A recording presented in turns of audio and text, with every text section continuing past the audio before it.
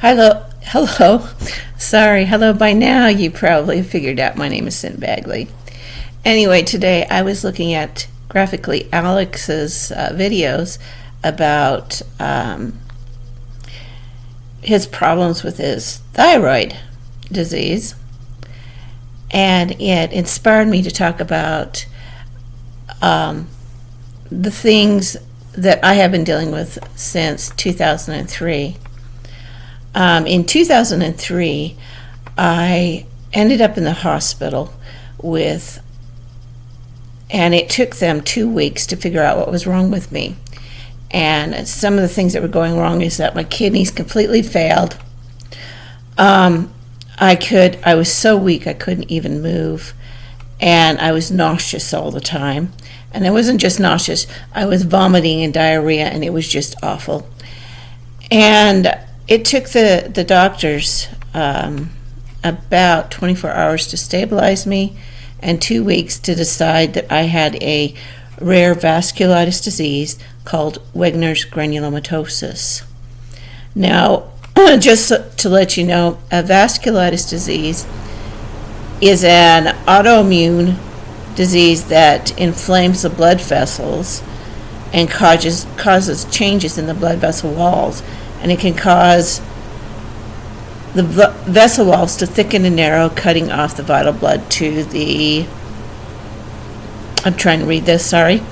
tissues and organs. In my case, it cut off the blood vessels to my kidneys. Anyway, at the time, the doctors decided that the only way to save my life at this point was to give me Zytoxin, which is and prednisone. And Zytoxin is an old chemotherapy that can cause cancer in the user if they have it longer than 2 years. So they were doing this for a 6-month period. And the prednisone I took daily, and the way they told me what would happen is that you take the prednisone and it would help the inflammation go down immediately. But you have to take it until the chemotherapy, or in my case the immunosuppressant, suppress the immune system so that they could wean me off the prednisone.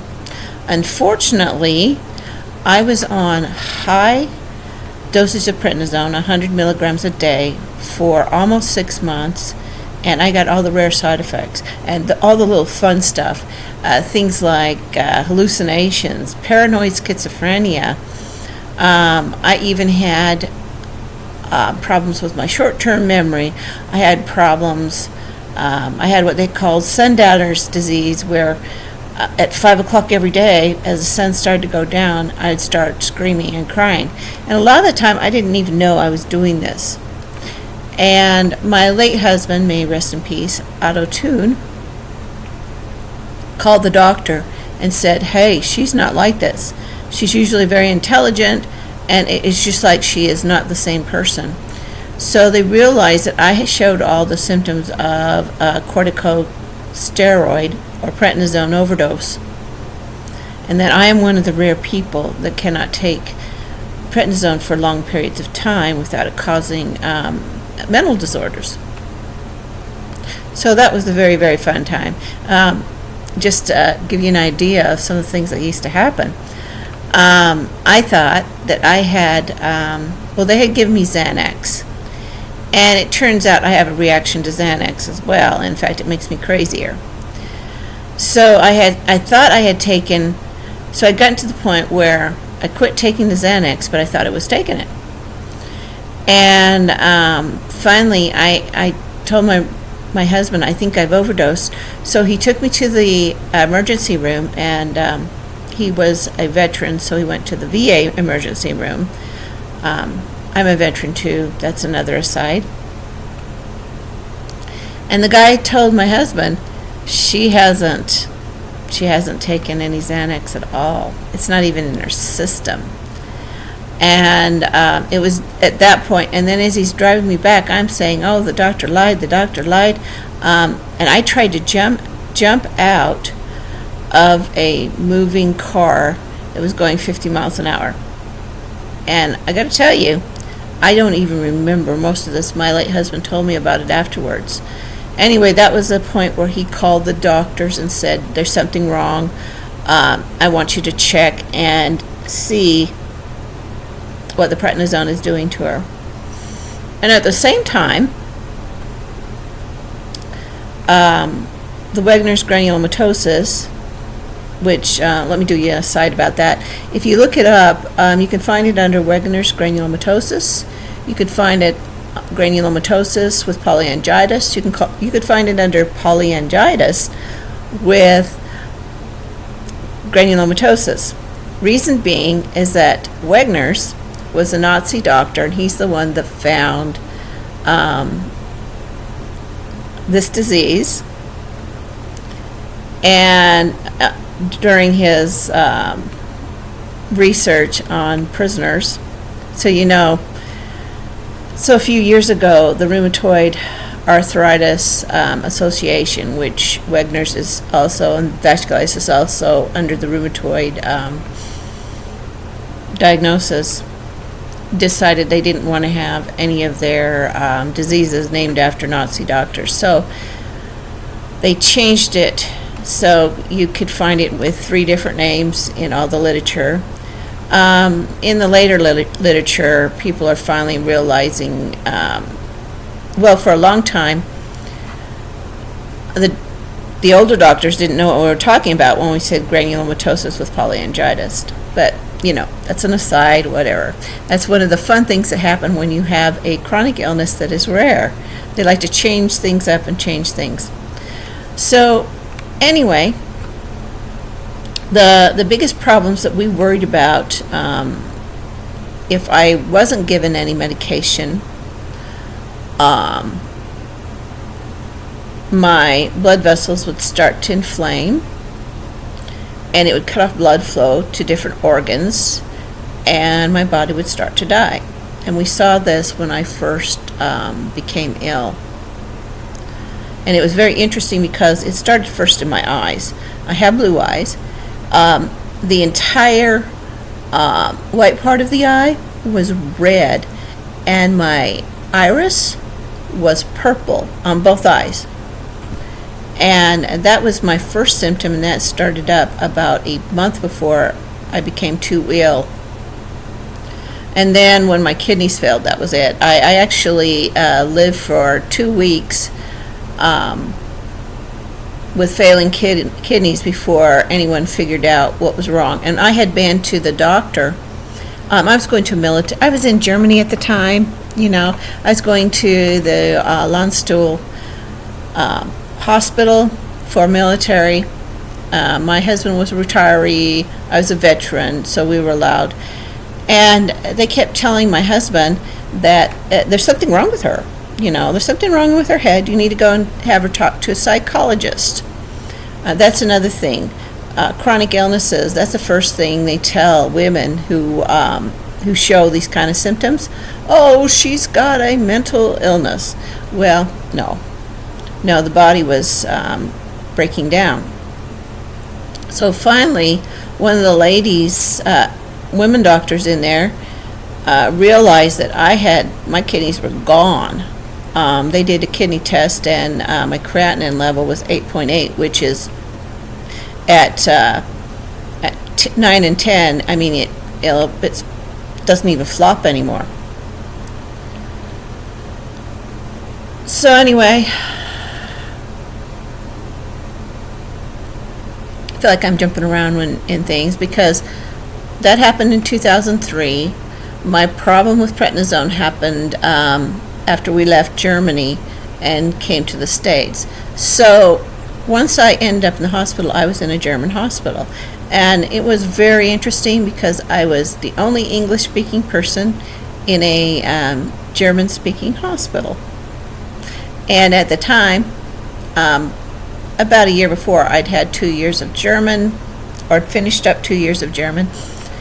But it was Heideutsch or Hochdeutsch, so I could speak to them, but I couldn't understand them because everyone else was speaking in dialects.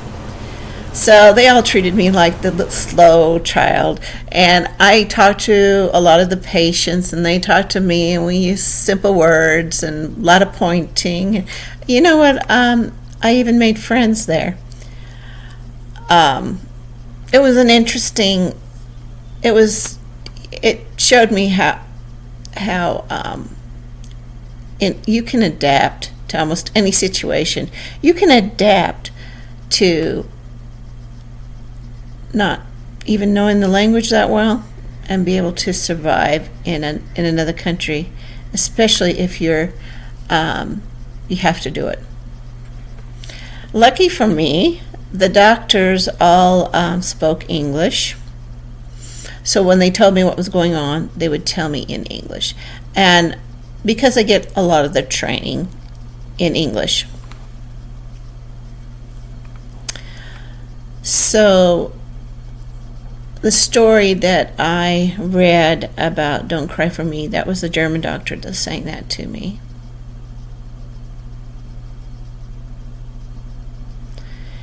And it was a hard road.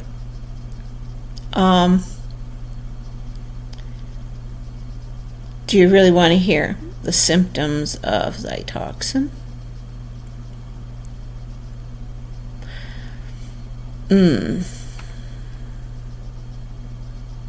They gave that first 6 months, well, actually, I'm sorry, it was 9 months I had Zytoxin. I would get an IV once every 4 weeks, and as I got closer to the next IV, I would start to feel better, When I got to the day after, or actually a few hours after the IV, I'd get sick to my stomach. I would vomit. No, and it wasn't just sick to your stomach. It was like I had this little band that I wore, and I would flick it just to keep myself from vomiting, because I would be constantly vomiting after I had that IV. And it was a few hours afterwards. And then after a full day of this, then it would start getting better again, and then I start getting better again. The other symptom was I actually, for a while there, and this was partly, sometimes I call it chemo head, and sometimes I call it pred head, but I had a combination of those. So I had chemo pred head, which meant that I lost a lot of memories. I don't remember a lot of stuff. I remember a lot of pain. I remember a lot of anxiety, and I remember how my husband tried so hard to help me through all of that. And when they weaned down my prednisone, my brain came back. Not the entire thing. I mean, I used to be extremely intelligent. I was an electronics technician. I loved algebra. I loved reading. I loved writing. I'd been the top of my class when I got my BA. In fact, I was the valedictorian.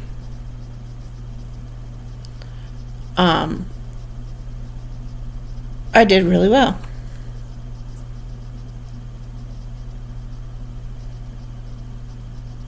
And once they start feeding those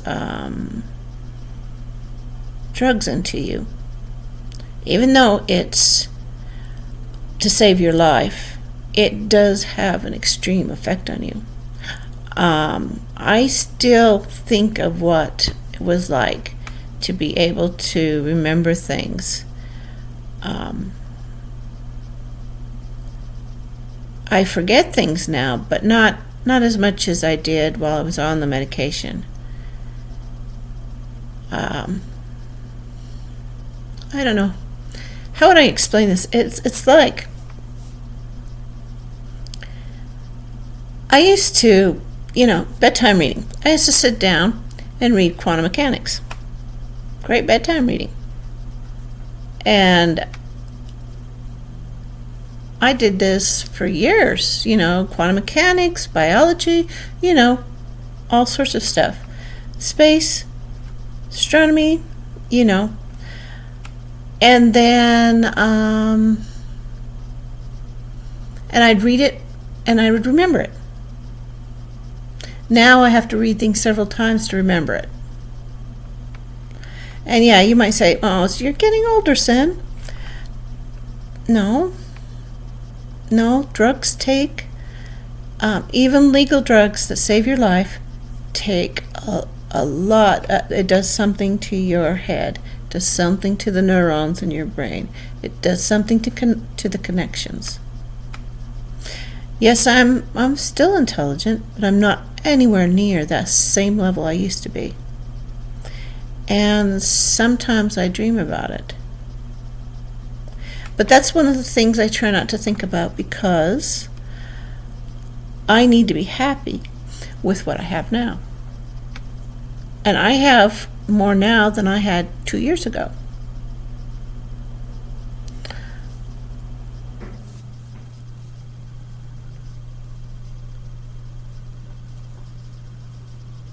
Maybe before I finish the stream, maybe I'll tell you the story of how I got back to the States. Now that's funny. But at this point, I am not on an immunosuppressants right now. I'm not on prednisone. And my Wagners granulomatosis, or granulomatosis with polyangiitis, is quiet, or as the doctors like to say, it's in remission, although it could be triggered again. We call those flares very easily. So I work very hard to stay healthy, to eat the right things.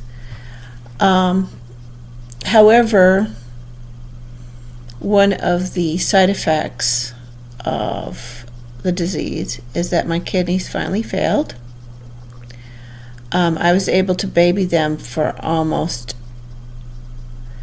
17 years, well, maybe 16 years. And so the last 2 years I've been on dialysis.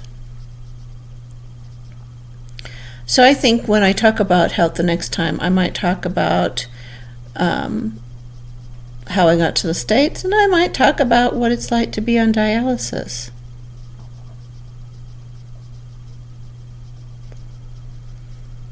But I'll tell you right now, it is a blessing to me to be on dialysis. I get to do it. I do it every night as I sleep, and I have been healthier now since I started that.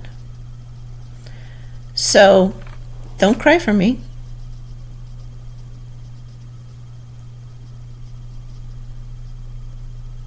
I'm having a good life. I hope you are too.